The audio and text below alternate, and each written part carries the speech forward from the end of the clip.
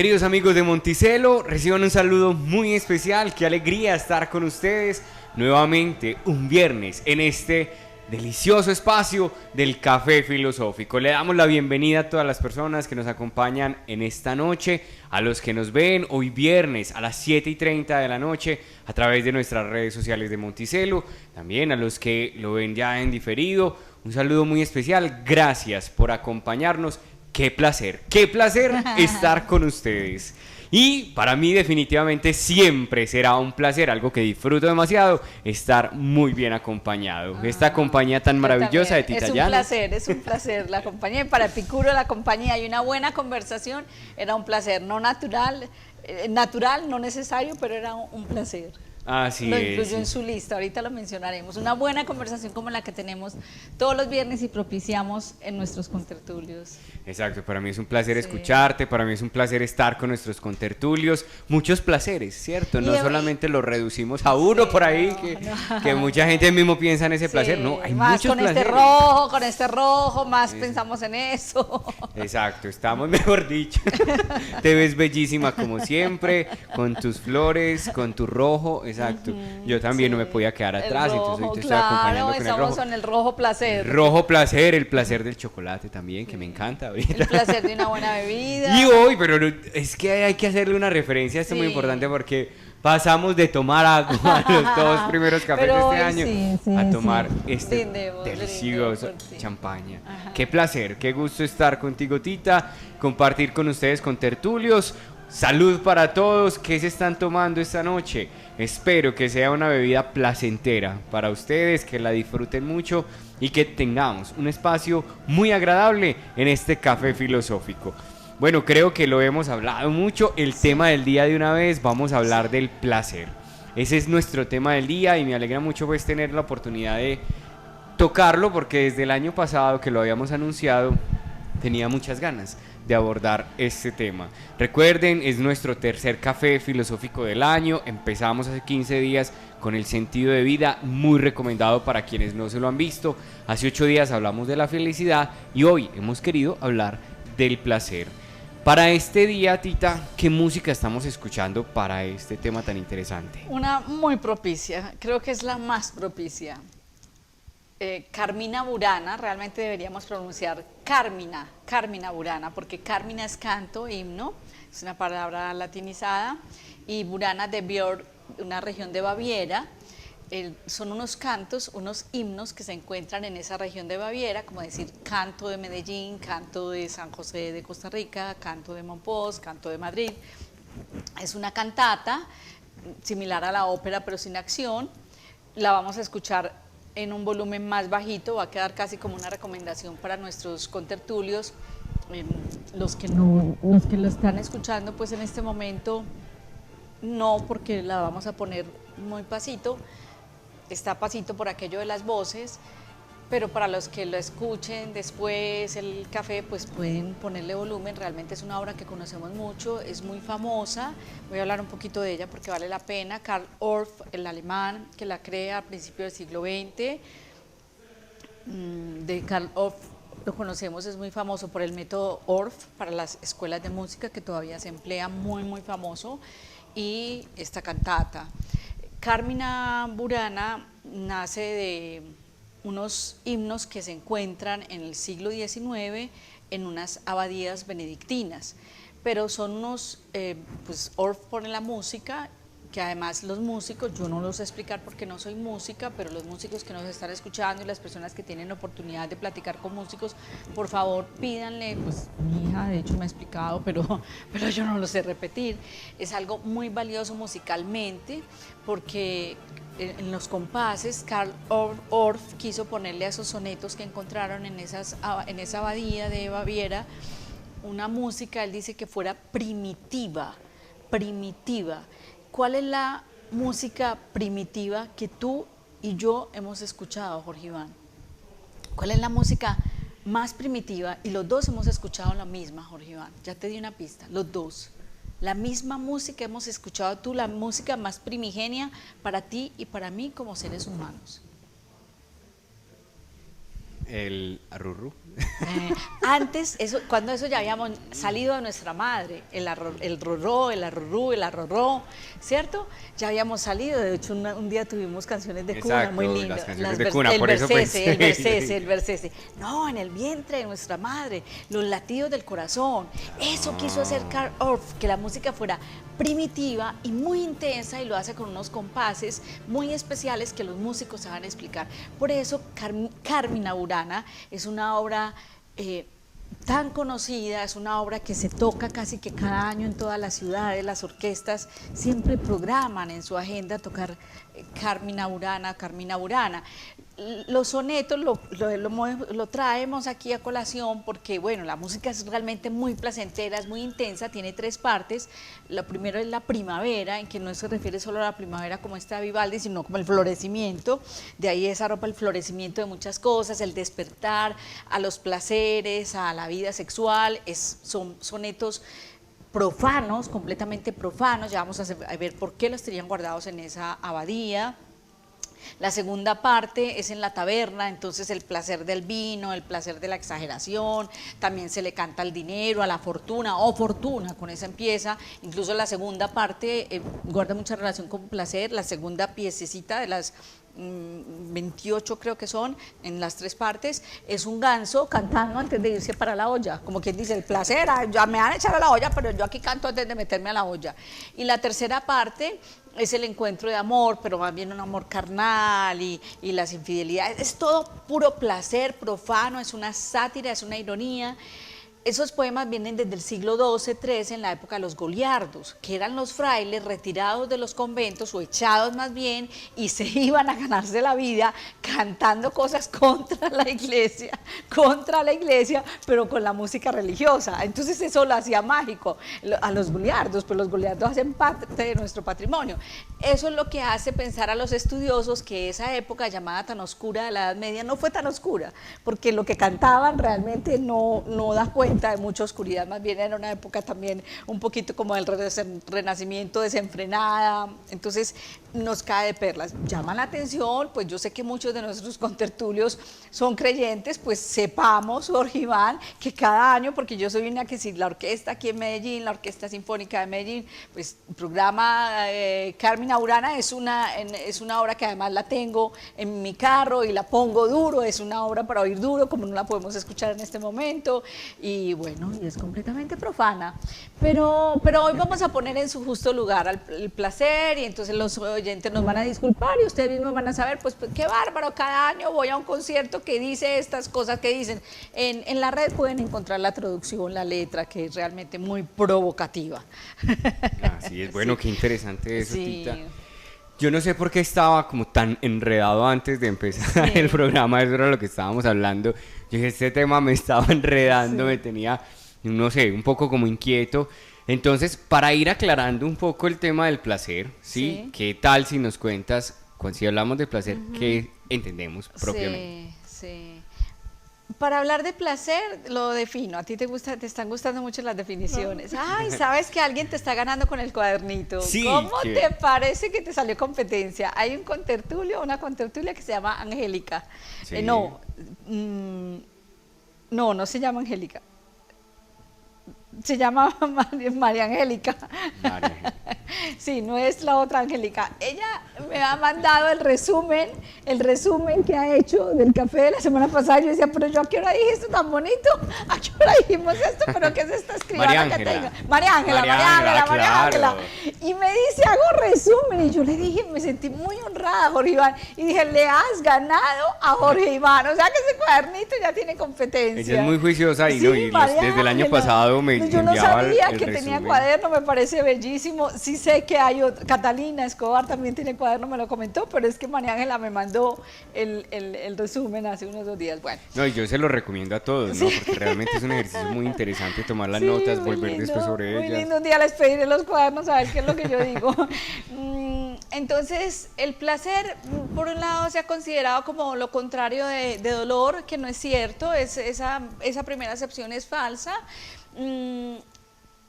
Porque hay placeres con dolor, hay placeres con dolor. De hecho, es muy curioso, ¿te gusta tomar Coca-Cola? Bueno, ya hicimos propaganda en la bebida. Gaseosa sin gas, de cualquier sabor, en cualquiera de los países que nos escuchan. No, no. ¿Por qué? Porque sabe muy desagradable, ¿no? Exacto, cambia totalmente pero el inclusive sabor. la marca que mencioné sabe horrorosa, esa creo que es la que peor sabe, Exacto, particularmente sí. sabe horrorosa.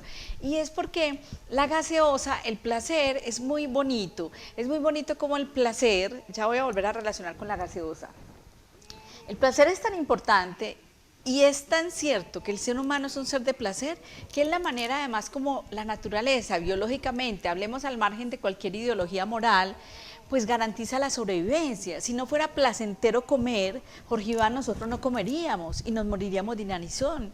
Si no fuera placentero copular, un varón y una mujer no se reproducían y la especie se acabaría. Si no fuera placentero el placer, placentera la comodidad, no habríamos avanzado como civilización en la construcción, en la creación y el descubrimiento y la invención. Es decir que el entendimiento y el deseo del que vamos a hablar ahora son los que mueven al ser humano y garantizan la sobrevivencia de la misma especie en todo sentido, social, cultural, biológicamente. Entonces no es cierto que el placer sea lo contrario del dolor. En el placer hay un cierto deleite, hay un gozo en el presente, es más bien un gozo y un deleite en el presente, sin un antes, sin un después, y que ratifica la vida. Estoy dando una definición muy positiva y creo que neutra del placer, sin cargas, porque espero que en el café nos alcance el tiempo para ver los dos extremos. Asistimos a dos extremos. Tuvimos muchos siglos de una mala reputación, una mala fama, que la iglesia y las iglesias y todas las religiones, no le vamos a achacar al cristianismo, cargan mucho en su moral una mala fama del placer, pero estamos en otro extremo, que es la institucionalización del hedonismo, y esa es la situación actual. Está institucionalizado el placer. Y para relacionar con el café de la semana pasada, queridos contertulios, recuerden que una acepción, que una forma de obtener, de creer que se obtiene placer es la felicidad es el placer, y por eso programamos este café, porque dijimos, es quizá la forma más confusa, confundir felicidad con placer, o placer con felicidad, y como nos están vendiendo la felicidad como un producto, nos están vendiendo el placer, ¿sí?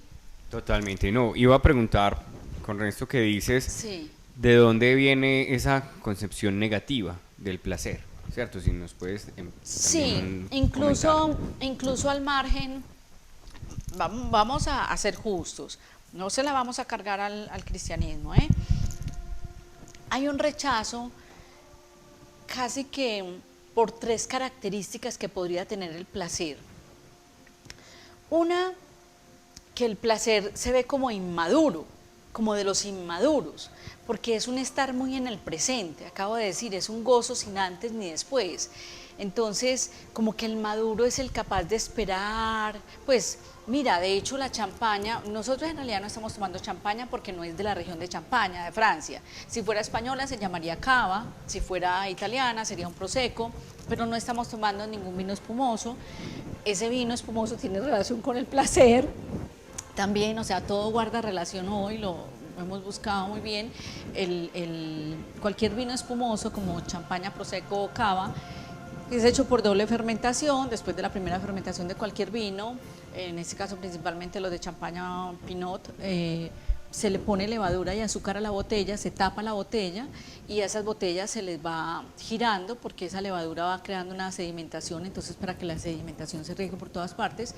Luego congelan, o sea, eso tarda 9 meses más que otro vino, entonces congelan ese tapón que se hizo de la levadura, como esa costra, para que pueda salir, y ya lo acaban de llenar con champaña, pues con vino espumoso de otro, o vino de aguja. Las burbujitas son más chiquitas, ¿sí? Y no están más juntitas. Las de un vino gasificado como esto, un vino gasificado, un frisante en lo que estamos tomando, son más grandes, pero estamos tomando un buen frisante, no vamos a hacer la propaganda, lo distinguimos también porque la botella es más gruesa, bueno, eso guarda relación, mira que la champaña es lo que le tiran al ganador de las carreras de carros, a los pilotos también, el aceite, los bañan con aceite, cuando se gradúan como pilotos los bañan con aceite y abren champaña, la champaña muy común en muchos países del último día del año, el 31 de diciembre, o sea que realmente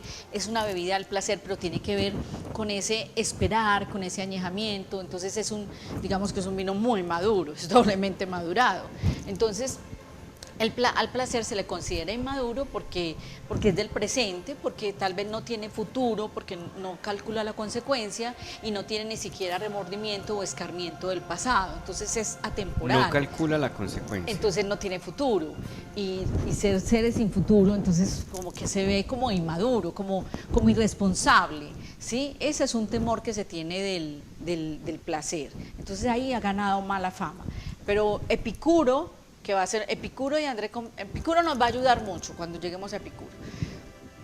Una segunda razón es que parece que el placer nos acercaría a la muerte y nosotros queremos una vida durable, una vida larga, que no es lo mismo que una vida intensa. De hecho hay un chiste que creo que conocen en muchos países y con eso queda muy claro esa segunda característica. Y es que va un hombre ya mayor, un varón mayor al médico y le dice pues que qué hace para tener una vida larga, que no quiere morir. El médico le manda una cantidad de cosas todas en negativo, no haga esto, no coma esto, no sé qué, no sé qué, no sé qué, no sé qué. Y él le dice, entonces así voy a vivir más, doctor. Y le dice, no, yo no sé si va a vivir más, pero la vida se le va a hacer muy larga. Sí, es genial eso porque estamos confundiendo y tiene relación con el momento el momento actual de la pandemia mundial. Entonces, ahí se impugna, se rechaza ese argumento de que nos acerca la muerte, porque es que quien dijo que mucha vida es larga vida, que mucha vida es larga vida. Sabater, en el capítulo sobre elegir, en el libro del valor es de elegir, pero no recuerdo ahora el capítulo, él dice que el deseo no nos acerca a la muerte. En este momento estoy hablando del deseo, no nos acerca a la muerte, el placer no nos acerca a la muerte, sino que ahonda la vida, afirma la vida, el placer afirma la vida. O sea, cómo nos sentimos de vivos disfrutando ese chocolate y que tengas el gusto. Imagínate el susto ahora a las personas que sufren COVID y no tienen gusto ni olfato, o sea, se les va parte de su vida porque es lo más animal. Tú estás feliz comiéndote esos chocolates, esta champaña además que burbujea y es como vida y vida y vida y vida. Bueno, este vino gasificado que burbujea y burbujea y burbujea, ¿sí? Entonces dice Sabater, muy lindo. No, el placer lo que hace es afirmar la vida y afirmarla es ahondarla, Jorge Iván y queridos contertulios, tiene hondura la vida y la hondura es que detrás y adentro de la vida hay más vida, dice Sabater, detrás y adentro de la vida hay más vida, es ratificar la vida. Cuando tú y yo tomamos, cuando seguimos platicando, nos vamos para tu salita, seguimos ahí, siempre nos encanta comer crispetas, no sé por qué, o nachos, y seguimos platicando, nos sentimos muy gozosos después del café, bueno, ya terminamos de grabar y sigamos, y es ratificar el deseo. Sí, es que cómo sería una vida sin placer. O sea, sí, es que lo vamos a relacionar ahora con el deseo, pero desde Spinoza, que ya lo habíamos mencionado en muchos cafés. La tercera razón por la cual, entonces, una mucha vida no es vida larga. Yo quiero contar porque tiene relación con una pregunta que quedó pendiente de la semana pasada, una experiencia personal, que no pretendo, queridos contertulios, que sea modelo, pero creo que es muy ejemplarizante. A nosotros se nos murió un amigo la semana pasada, pues al otro día, no te conté, se murió un tío mío, pero al otro día de este amigo, al otro día se murió un tío. Era el hermano más querido de mi mamá, mi mamá durante toda la pandemia, que no ha salido muy poco, algún examen, está viviendo conmigo en este momento de la pandemia, quería ver a su hermano, reclamaba mucho ver a su hermano y le decíamos no puedes ir, no puedes salir, y también la hija del tío que también estaba con él, no pueden salir. Pues cuando a mí me avisan que el tío ha muerto, que mi mamá además parece que lo siente porque lo llama 10 minutos antes y el acta de defunción aparece con una diferencia de la llamada de 20 minutos, o sea, habla unos 10 minutos y muere 10 minutos después. A mí me avisan, yo cuelgo el teléfono y mi madre, sin escuchar ninguna palabra, ni el nombre de su hermano Álvaro, ni nada, dice, se murió Álvaro. O sea, ella siente eso. Y ahí mismo se pone a llorar y dice, yo me voy a verlo ya. Pues son las 9 de la noche. Y yo miro a mi mamá, yo me voy a verlo ya, es mi hermano. Y yo le dije, no, mamita, tranquila, yo te voy a llevar. Yo te voy a llevar, salimos corriendo de la casa, 3 personas en el carro, llamo a la prima, me dice, ya viene la funeraria, y yo pues a ver quién llega primero, si nosotros o la funeraria, soy consciente, nos vamos todos con tapabocas. Cuando llegamos, mi tío murió en una actitud, murió en placer. Recientemente tenía una plataforma nueva para ver televisión, estaba feliz viendo series, muere en completo placer, en una postura muy relajante, así los pies separados, muy relajante, realmente no sintió, las manos estaban aquí. Y entramos y como la actitud era tan natural, era cómodo, no era trágico hacerle visita, le hicimos visita a un cuerpo yerto, a un cuerpo muerto. Estábamos 13 personas en una salita muy pequeña con tapabocas. Yo decía, es insólito.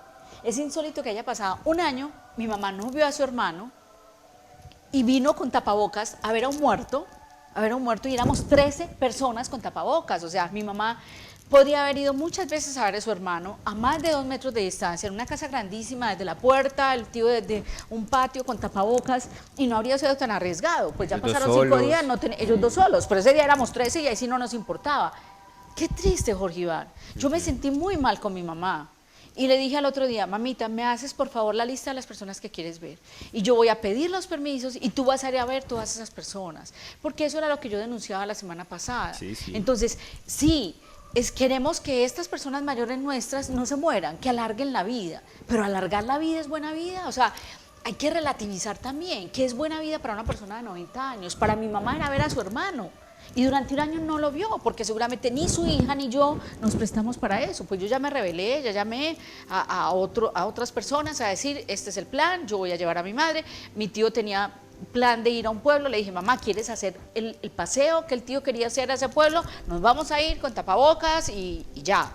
Pero es muy triste porque vida larga no es mucha vida. Entonces el placer es lo que nos ratifica y el placer procede del deseo. Somos seres de placer porque en nuestra naturaleza está el placer.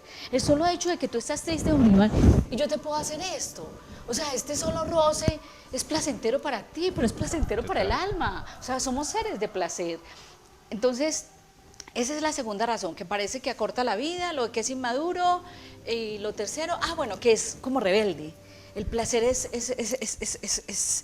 rebelde, como que está muy estipulado socialmente, que compartamos el dolor, porque estamos en una lucha colectiva por satisfacer las necesidades, y satisfacer las necesidades con esfuerzo. Inclusive André Gide, que tiene un libro inmoral, El inmoralista, André Gide, francés, premio Nobel de Literatura a mitad del siglo XX, dice, yo no me esfuerzo por obtener placer, más bien me esfuerzo por experimentar placer, más bien me preocupo de obtener placer durante el esfuerzo. Mira qué bonito, y es un hombre muy rebelde en su escritura, en su literatura. Que el esfuerzo sea placentero. Sí, que el esfuerzo sea placentero. Ajá. Entonces, resulta que estamos muy unidos, es más fácil encontrar un compañero para el dolor que un compañero para la alegría. Fuera de eso es rebelde porque la ética nos hace interdependiente, la ética siempre es en relación con el otro, mientras que el placer yo lo puedo experimentar solo. O sea, es chévere que nos estamos tomando este vino gasificado los dos, pero Iván, tú sabes que yo podría estar en mi casita sola, perdóname, pero contenta, que contigo estoy doblemente contenta, pero yo también estaría contenta sin ti, y podría estarme tomando ese vinito yo sola, y puedo ir a caminar yo sola. Sí, sí. Eso es clave, disfrutar la soledad, claro, disfrutar estar con uno mismo. Claro, entonces el placer es algo en que se puede ratificar la individualidad, y eso no está bien visto, porque es mejor visto la colectividad. Y en la colectividad tiene que ver el dolor y el esfuerzo por satisfacer las necesidades. La alegría no está bien vista porque individualiza mucho y lleva a lo que sería el hedonismo. Los utilitaristas, esa postura filosófica, ética inglesa, el utilitarismo de Bentham y de Mill, es más bien el placer, pero en el colectivo, o sea, todo lo que resulte bueno para el colectivo es ético, mientras que en el placer también se puede ser un poco relativista, es peligroso, por eso también es rebelde, es peligroso porque si no se tiene el placer con ética, que ahorita tenemos que hablar de la virtud, entonces será un placer en el que yo confundo el placer con la realidad y lo que resulta placentero para mí lo convierto en verdad, confundo lo objetivo con lo subjetivo y lo que me conviene a mí o es placentero para mí, digo que es la realidad y que es objetivo. Eso es muy grave. Entonces también hay cierta como mirada de soslayo y suspicaz hacia el placer. Esa es la mala fama. Entonces mira que la mala fama no está, no te acabo de citar ninguna fuente sagrada, no te acabo de citar ningún libro sagrado. ¿Sí? Bueno, que si leemos otros libros de historia, etcétera, por ejemplo, Historia Económica de la Iglesia, encontraremos ahí de Simón, no recuerdo el apellido, encontraremos ahí otros datos y en cada una de las instituciones religiosas, pero no te acabo de mencionar ninguna institución religiosa, es socialmente que está ahí como visto, como es una afirmación de la vida y la vida se puede recortar y para qué recortarla. Yo siempre digo a mí que la parca, que la muerte me encuentra en sobregiro. Hay gente, Jorge Iván, que está ya muerta, que está ya muerta. O sea, que cuando a uno le llaman a decirle que se murió, uno decía, pero es que él no estaba muerto ya, pues vivía como muerto. Hay gente que vive como muerta. Entonces yo digo, a mí que la parca, que la muerte me encuentre, pero bien viva y hasta debiéndole vida. Hey, tita, que me tires un sobregiro aquí. Exacto, mira, pues yo coincido plenamente en que el placer afirma la vida, hacía pues como ese breve comentario de qué sería la vida sin placer, ¿cierto? Entonces, relacionando un poco todo lo que nos dices, el placer se puede relacionar con el deleite, o sea, el placer, hay deleite, hay gusto, hay gozo, ¿cierto? Gozo en el presente, sin antes ni después. Y bueno, me acabas de decir algo que me genera dos preguntas y es las que quiero hacerte. Entonces, bueno, primero, placer es deleite, es gozo, es gusto, ¿cierto? Y gracias a Dios nosotros tenemos placeres porque eso también afirma la vida, le da sabor a la vida, digámoslo así, los placeres. Acabas de explicarnos entonces de dónde viene como esa concepción negativa. Yo me pregunto por qué lo prohibido es tan placentero. Frase de muchas personas, ¿cierto? Y muy unido a eso, Tita, si me las puedes unir o aparte, porque los vicios generan placer o muchas personas sienten placer o si podemos decir que eso es placer, ¿cierto? Cuando yo tengo un vicio, por ejemplo el que le gusta el cigarrillo, él disfruta mucho, siente placer al fumarse ese cigarrillo. ¿Es placer, es dependencia? ¿Es qué? ¿Cómo entender esa parte? Entonces, primero lo de lo prohibido. Lo prohibido es placentero. No, una condición de que sea... Una condición para que algo sea placentero no es la prohibición. De hecho, hay una canción de la chilena Miriam Hernández, muy famosa, tú ni habías nacido, no me gusta. No me gusta la canción, pero la recuerdo mucho, con los amores prohibidos se toca el cielo, una cosa, discúlpenme la palabra, queridos contertulios, pero para mí un poquito, un adjetivo, no me agrada la frase, me parece carente de filosofía y no sé qué.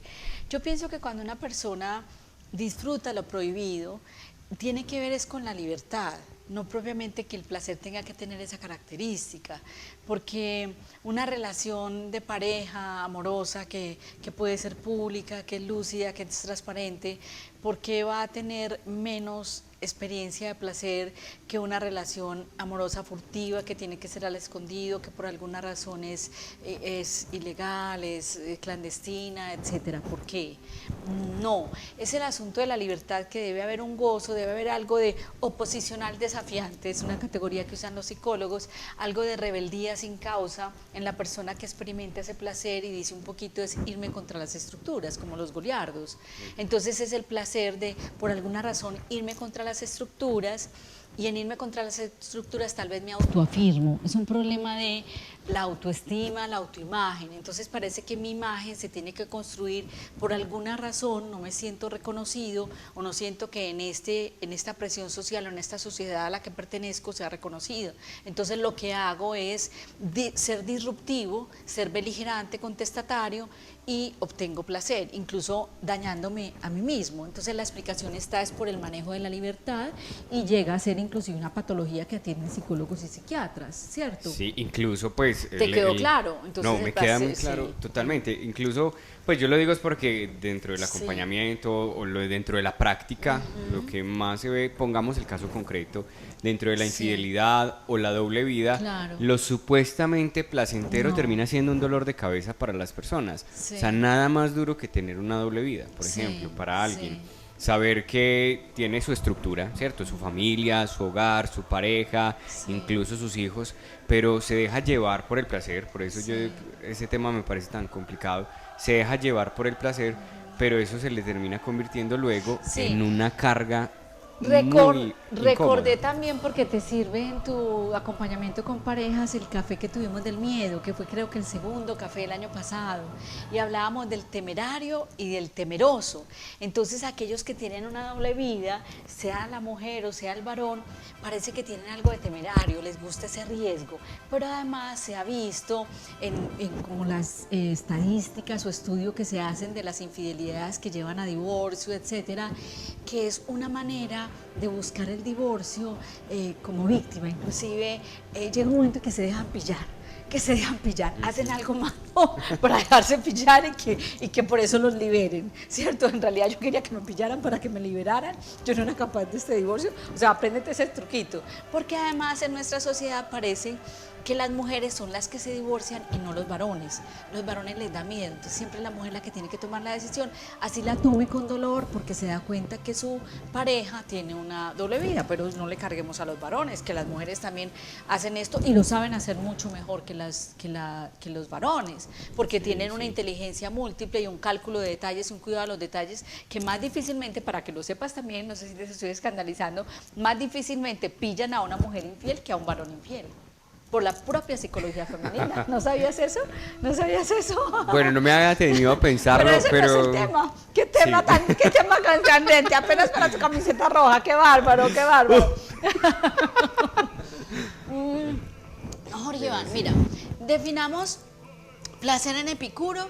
Déjame que yo hable un ratito del deseo y la necesidad, porque es que el placer también viene por la satisfacción de necesidades. Entonces, ¿qué es la necesidad? También una persona infiel, una persona fumadora, una persona tomadora, ¿qué necesidades se ha creado? Y mira que puede ser una necesidad psicológica, ser disruptivo, ser beligerante, ser contestatario, llevar la contraria, o realmente hay una necesidad de afirmación de otra pareja, de una pareja alterna, a veces son varias incluso, por una gran necesidad de reconocimiento y de afirmación. Se ha dicho inclusive que en los Casanova, pero esto ya nos vamos por la parte psicológica, que en el Casanova tal vez hay una homosexualidad no asumida, entonces es la necesidad de afirmarme, en el Casanova pues se le llama siempre al varón, nunca hay una mujer Casanova. Ahí quedó algo de machismo, porque también debe haber mujeres Casanova, ¿cierto? Entonces es como la afirmación con el sexo diferente de lo que se niega en la atracción por el sexo igual. Bueno, Epicuro, aquí sí nos metemos con la iglesia tiene una deuda, la iglesia católica tiene una deuda con Nietzsche y con Epicuro, y la iglesia las ha ido pagando en el buen sentido de la palabra. Muchos papas han pedido perdón en nombre de la iglesia a muchos personajes maltratados, un Giordano Bruno, por ejemplo, yo recuerdo, no sé si fue a Benedicto XVI, no, fue más bien Juan Pablo II, el que fue inclusive a la tumba de Giordano Bruno, a pedir perdón en nombre de todos los cristianos católicos a Giordano Bruno, pues que lo habían quemado, y así sucesivamente. O sea, la iglesia ha ido sacando como de la condena a muchos que luego revisa que realmente no son merecedores de la proscripción. Entonces, con Epicuro tiene una deuda porque se dice que él decía la felicidad, la búsqueda del placer, confunden el epicureísmo con el hedonismo. En el hedonismo con H sí hay una exaltación del gozo individual y sin futuro y sin pasado. Epicuro es un verdadero maestro, al estilo de Séneca, que es un maestro moral, siendo distintos, Epicuro griego, Séneca posterior y latino, cuando él dice, la felicidad es la búsqueda de placer. Eso sí lo dijo Epicuro, Jorge Iván, eso sí lo dijo, pero dijo, coma, pues que no existía la coma, que la puntuación también tiene una historia, pero supongamos que escrito en este momento dice, coma, la felicidad es la búsqueda de placer, coma, del verdadero placer, coma, que es el que no causa displacer una vez que no se tiene. Volvamos al fumador de tu ejemplo. La felicidad es la búsqueda de placer.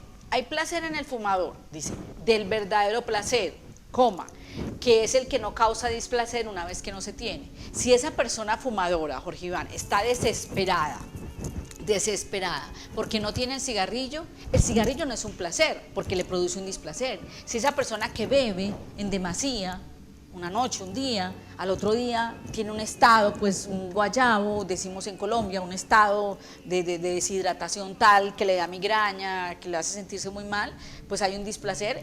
El tomar en ese exceso no es un verdadero placer. Si la persona depende, tiene que estar con esa pareja, la construida para toda la sociedad o la no construida o la ilegal o lo que sea, y no puede estar sin ella, hay un apego. Entonces, en lo que me preguntaste, esta es la respuesta. Están viviendo mal el placer. Ese no es placer, porque Epicuro es un sabio, es un grande. Eso lo leemos en la Carta a Meneceo, 6 paginitas que encontramos en la red, ¿sí? En la red, Carta a Meneceo con C. Ahí él les pone a su amigo Meneceo toda esta teoría. Entonces, el verdadero placer es el que no causa displacer una vez que todos no se tienen. Todos los ejemplos que me pusiste, tachados. Ellos están diciendo que eso es placentero, falso, eso no es placer, eso no es placer. Listo.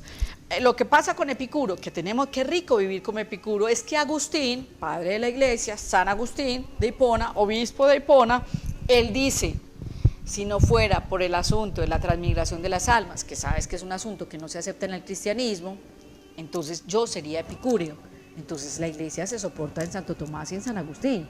Si San Agustín negó a Epicuro, pues la iglesia entera tiene que negar a Epicuro. Pero eso es una cosa y otra es tergiversarlo. Igual que se le tergiversa a Nietzsche, pero la tergiversación de Nietzsche sí me la puedo saltar hoy. No es del tema, ¿listo? Pero entonces con eso te queda más claro lo de placer. Sí, no, y excelente. Sí.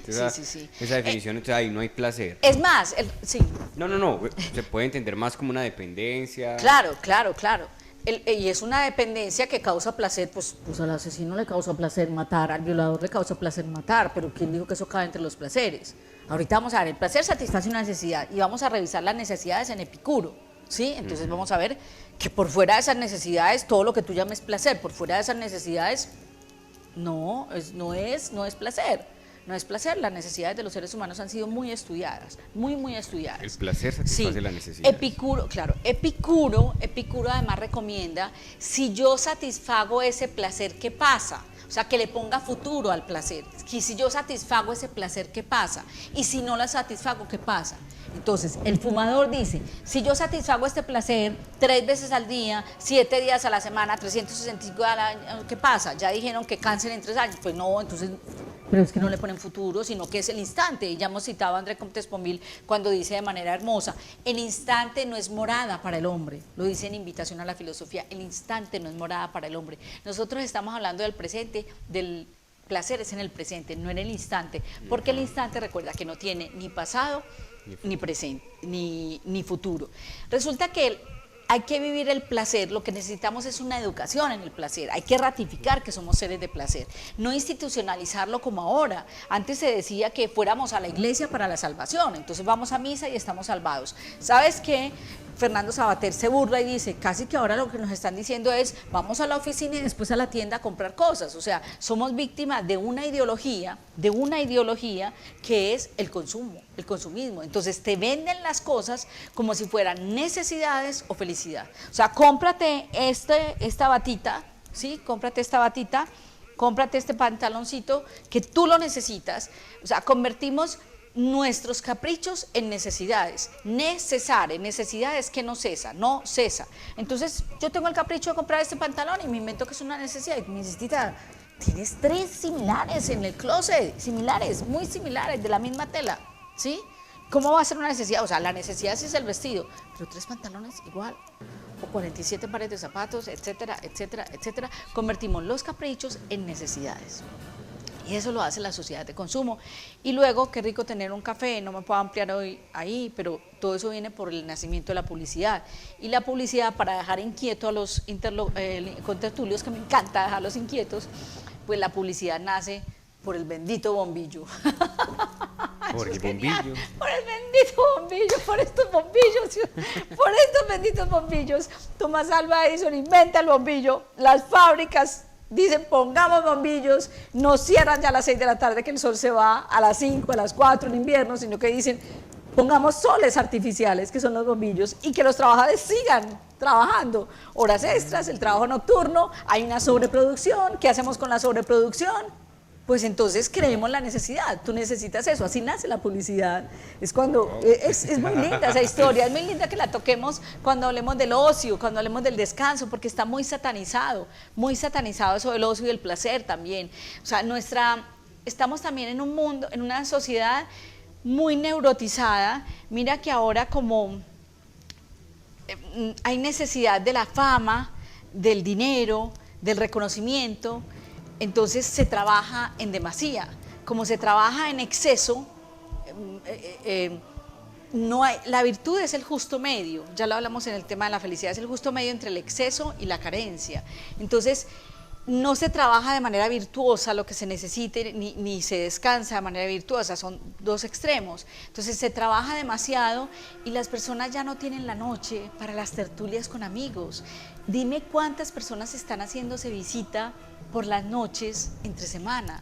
Es una cosa que se deja ya cuando estamos extenuados los viernes, como hoy, y los sábados. Pero a mí me tocó una época de visitas por la noche entre semana porque no estábamos tan cansados. Y íbamos con mi mamá que trabajaba, y trabajaba en 2 lugares, ella como bacterióloga, e íbamos de visita por las noches. Había que platicar, había que comer algo rico, habían hecho algo rico en alguna casa, etcétera. No era el asunto de la televisión, ahora no se puede.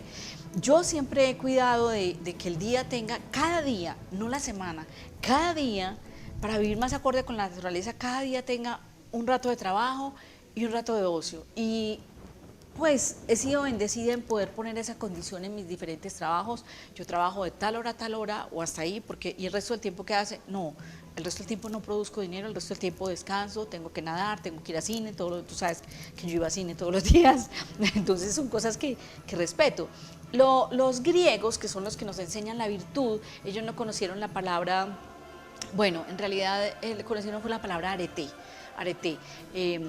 Arete, el carácter, la ética, las virtudes, el justo medio, es la vida por excelencia, el crecimiento personal, el cultivo interior, que eso no está ahora muy trabajado, no está muy trabajado. Entonces no ejercemos el placer virtuosamente. Mira, los griegos ya calculaban la importancia del placer haciendo esta distinción. Lo apolíneo es el orden, es el canon, es la regla, es la norma. Apolo, el dios Apolo, el que da el canon del arte incluso. Y lo dionisíaco, Baco, entre los romanos, es el dios del vino, el dios de la fiesta de este vino espumoso, de la champaña, de la celebración, del aplauso, ¿sí? Y los griegos decían, déjate poseer por Dionisio, déjate poseer por Dionisio.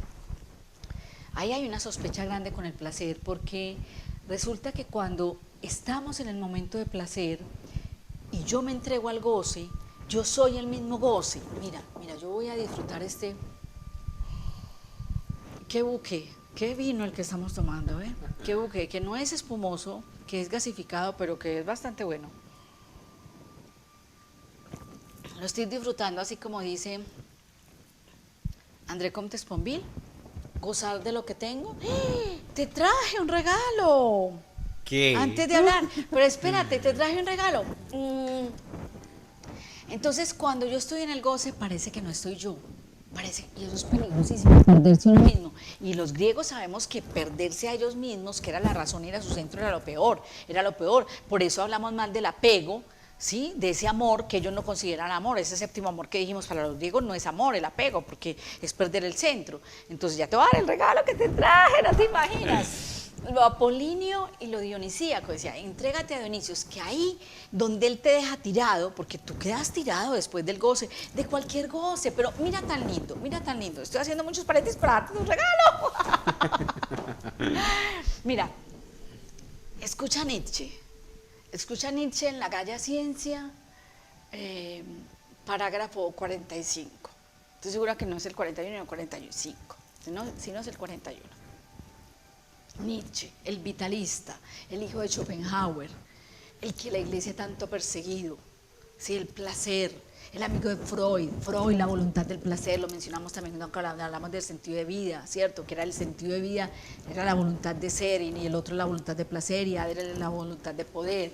Y dice, ¿qué más placer hay? Escucha Nietzsche, ¿qué más placer hay que unos ojos ante los cuales la vida ya se presenta como la serenidad, el mar de la existencia se presenta serenamente, y unos ojos que no cesan de contemplar la superficie de la piel marina coloreada y que se mece suavemente? Eso no es la exaltación de estas burbujas y de esta champaña. Ese es un Nietzsche muy sosegado, eso parece más bien Séneca. Y dice, ¿qué más placer hay que en contemplar una vida que se me presenta ya, el mar de la existencia se me presenta sereno? Obviamente es el segundo Nietzsche, yo digo que hay dos Nietzsches, ¿no? Después de que él se cansa de pelear, él como que ya dice, ay, ahí sí se serena. Ahí sí se serena, ese es el que podemos leer. Pero entonces, no hay que pensar siempre en ese placer que me saca, que me lleva a la muerte, sospecha, que me hace rebelde, sospecha, y que me acorta la vida, sospecha. Esas son las tres sospechas que te dije, ¿cierto? Otra vez, entonces, sospecha de... Me acerca a la muerte porque es sospechoso el placer, porque me acerca a la muerte, porque es inmaduro, porque es rebelde, ¿sí? Entonces, ahí donde Dionisio te deja, Apolo te recoge. ¿Qué están diciendo los griegos? Tengo una vida equilibrada entre el ocio y el trabajo, entre el placer y el orden.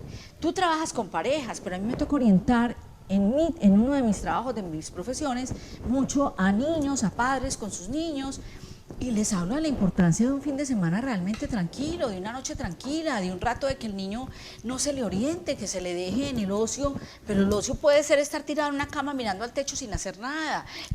Hablo hasta de cosas detalles tan mínimos como porque hay que tender la cama un fin de semana. Bueno, yo entiendo, tú perteneces a un convento, hay una regla, ¿cierto? Pero ¿por qué en una casa de familia hay que tender la cama un fin de semana? ¿Porque hay que bañarse temprano o porque hay que bañarse? En estos países de América, no voy a hablar de otros países en que el baño diario no es tan acostumbrado, pero por ejemplo en nuestro país y muchos otros países el baño diario es más, 2 baños diarios, y si se quiere 3 son costumbre.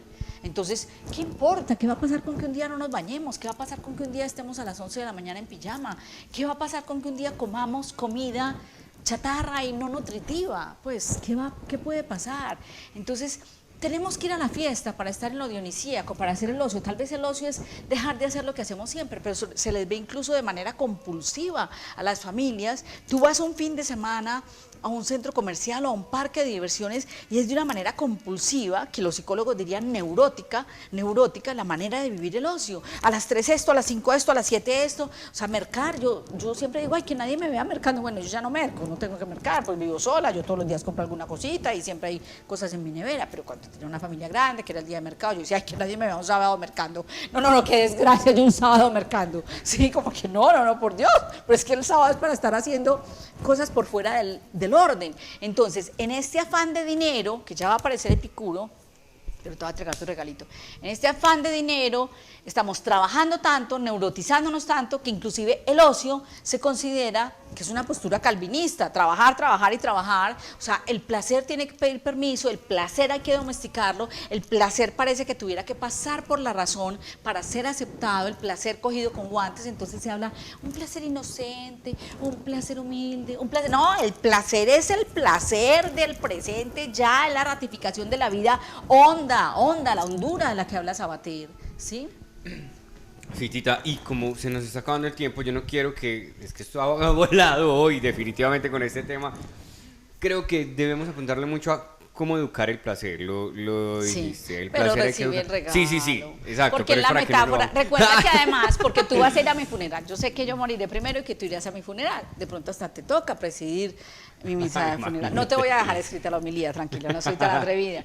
Pero esto es lo que van a comer en mi funeral. Ay, mira. qué delicia, hablamos de él hace 8 días. Claro. El Rafael. Pero nos lo vamos a comer delante de los contertulios porque es toda una experiencia de vida, hay unas capas, ¿sí? Entonces primero está este coco así. Mira, como un planeta Tierra, con la... Mira la composición. Qué rico. Mira, lo que dice Sabater, el placer lo que hace es que afirma y ratifica la vida, no la longevidad, que no es mucha vida. Piensen por favor en las personas que están cuidando, pensemos, Jorge Iván, las estamos cuidando, las estamos marginando de la vida. Esto de la pandemia, como se los alargó, esto nos obliga a pensar diferente. Y también cosas que estábamos pensando hace 3 meses o hace 5, quizá ya no sean vigentes, porque esto no se puede alargar de la misma manera, no se puede alargar de la misma manera, y esto ya se va a alargar. Entonces hay que pensarla realmente, ¿sí? Bueno, ahora además con el asunto de las vacunas también tendremos facilidad de pensarla, distinto. Mira las capas, y entonces lo que dice Sabater, que detrás de la vida hay más vida, más vida en la hondura de la vida, adentro y detrás de la vida hay todavía más vida, ¿sí? Ese es el placer, ratificar la vida. Mira esas distintas capas, como las capas de mi vida, mi existencia, es una cosa. Sí. Comerse el centro. Al final, ¿ya llegaste al final? Ajá. ¿Qué había? Era como una almendrita. Algo duro, crujiente. Una delicia. Así está mi chocolatico también. Por dentro tiene una almendra deliciosa. Me encanta, y eso es, incluso en el fondo pude descubrir eso. Llegar ahí a ese sabor tan placentero. La esencia de la vida. Jorge Iván, hay que hablar de deseo y de necesidad. ¿Podemos tener una segunda parte de ese café? Claro, no, es que este tema definitivamente... ¿Por qué? Eso estaba pensando yo, Sí. no puede ser con tantas cosas por ampliar, por preguntar. Yo sé que incluso ustedes tienen también muchas preguntas y no las pueden hacer, si algo, y nosotros Claro, ya en el y próximo con eso café, enriquecemos. si lo enriquecemos, nos pueden escribir ahí las preguntas y nosotros pues vamos a intentar responderlas Entonces, dentro de 8 días. entonces si quieres, Pero enunciamos por qué hay que hablar de la necesidad y el deseo y ya. Y lo de la educación, ¿alcanzamos a hablarlo hoy? Entonces sí podemos, de hecho, hablemos entonces de estos 2 libros. Exacto. De este libro de Filosofía de la Finitud, y con eso te respondo un poquito la pregunta. Joan Carlos Melic, el catalán que he mencionado varias veces, la obra de él se consigue fácil, completa, siempre llega porque es una editorial muy conocida, la que le publica. Él es ateo, recuerde, ya hemos hablado de esto, no nos dé miedo de leer este grande ateo, ha venido a Medellín, a nuestra ciudad. En este libro, él justamente habla, la filosofía de la finitud, de nuestra provisionalidad, de nuestra vulnerabilidad, de nuestra contingencia, que es lo contrario a necesidad necesaria, que no cesa, y contingencias que puede ser y no ser. Y esa vulnerabilidad, fragilidad, provisionalidad, ¿sí? Y contingencia es lo que estamos viendo hace un año con esta pandemia. Entonces es un excelente libro, miren, es muy flaquito, y creo que enseña a educar en la finitud y nos hace más responsables. O sea, nuestra vida realmente es frágil, nos hace responsable. Alguien... O sea, un verdadero placer es responsable. Es responsable porque es virtuoso, que era de lo que yo estaba hablando. Y la virtud está en el punto medio. Y nadie, mira, Santo Tomás, padre de la iglesia, no negó el placer. Es más, hablaban era de apetito, y lo vamos a ver después. René Descartes no negó el placer. Immanuel Kant no nos va a servir mucho, muy moralista, pero no negó el placer. Séneca, que es tomado tanto por el cristianismo, no negó el placer, ¿sí? Entonces es un placer que satisfaga necesidades, y es más bien educar en la identificación de las necesidades, para educar en el deseo, porque es que además somos seres de deseo, Jorge Iván. Somos seres de deseo porque en el Café de la Libertad, que fueron como 2 o 3 cafés, hablamos acerca de que éramos posibles. Y yo mencioné esa frase que yo había acuñado cuando un grupo de jóvenes estudiantes de filosofía me preguntaron, después de las definiciones de el hombre es un animal político, el hombre es un ser con los otros, muñera, etcétera, y me dicen, y Tita, ¿para ti qué es el hombre? Y yo dije, el hombre es libre y posible. Esa fue mi definición hace unos 15 años y yo a partir de eso he trabajado mucho con esa definición, pues con mucho fundamento existencialista, obviamente, no me la saqué de la nada. Mira, traje pulsera, que no uso pulsera, porque hasta en el placer y en el gozo se ponen pulseras para bailar, la danza es el placer, es un cuerpo que se mueve y se mueve es porque está vivo, es que todo lo que tenga placer es la vida, es que esas burbujas de ese vino no te parecen divinas. No, son hermosas, son hermosas. Entonces, el ser humano es un ser de deseo, en el existencialismo se ha trabajado mucho. De pronto también sucedió que Freud tuvo mucho renombre en el siglo XX, entonces era el deseo solamente como líbido. Líbido es una palabra latina, deseo se traduce como líbido. Líbido es una palabra latina, esa palabra no la acuñó Freud. Ya decimos la libido es el eros, el deseo carnal. No, pero Freud no dijo eso. Ahí pues me van a matar los psicólogos. Freud dijo mucho más, el elan vital, incluso el elan vital, o sea, el impulso vital.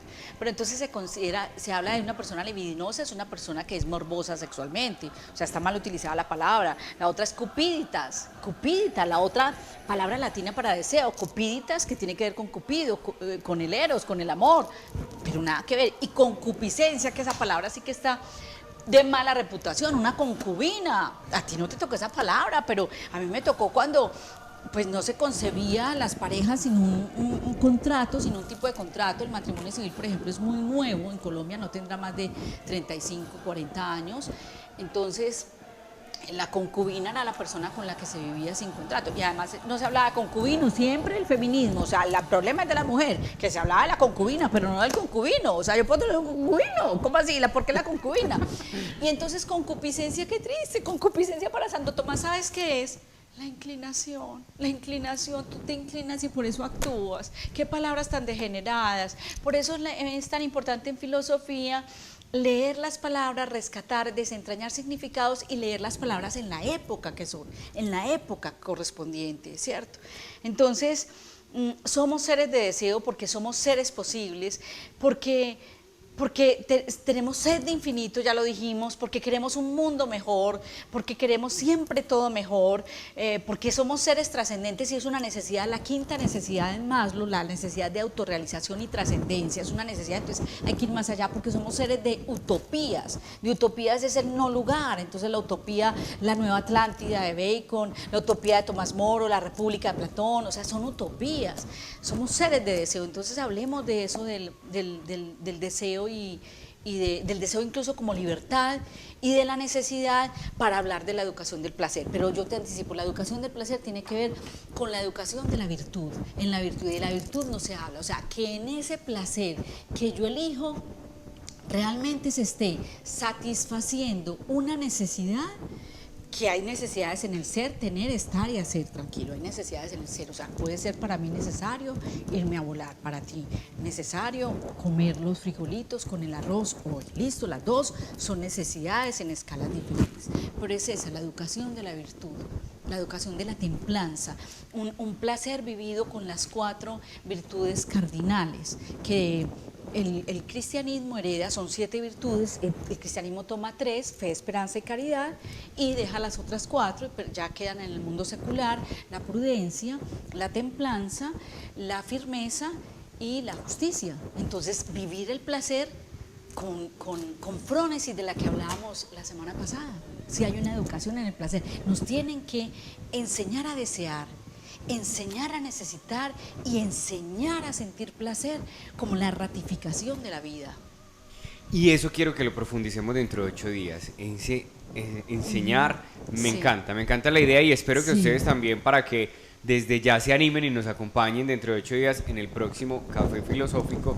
Sí, porque definitivamente no nos puedes dejar así, Tita. A mí me ha encantado y bueno, si algo me queda de todo esto, y lo vine pensando durante todo el café, es el placer de estar conmigo mismo, ¿cierto? Ojalá ustedes también puedan tener ese placer de estar con ustedes mismos, disfrutar.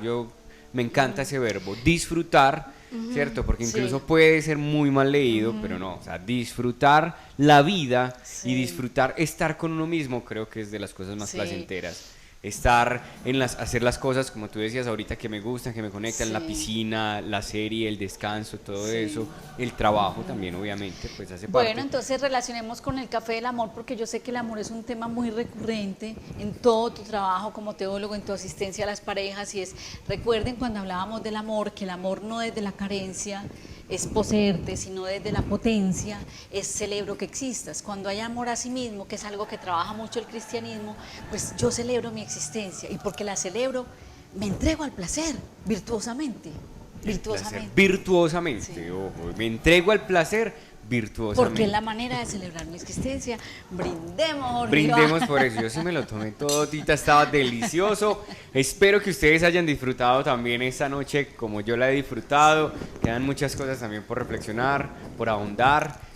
Sabemos que la vida tiene sentido también y el placer nos ayuda a afianzar ese... Y que vivir tiene que ser un placer. Vivir tiene que ser un placer. Bueno, qué gran conclusión. A Sandra, muchas gracias también por habernos acompañado. A todos ustedes, a los que nos ven desde distintas partes, que no los saludamos al inicio, pero nos escriben, los veo desde tal lugar. Gracias por conectarse. Nos encontramos dentro de 8 días en este Café Filosófico, en la segunda parte de este tema tan interesante del placer. Gracias por acompañarnos. Fue un placer. Fue un placer estar con ustedes. Que terminen de pasar una gran noche.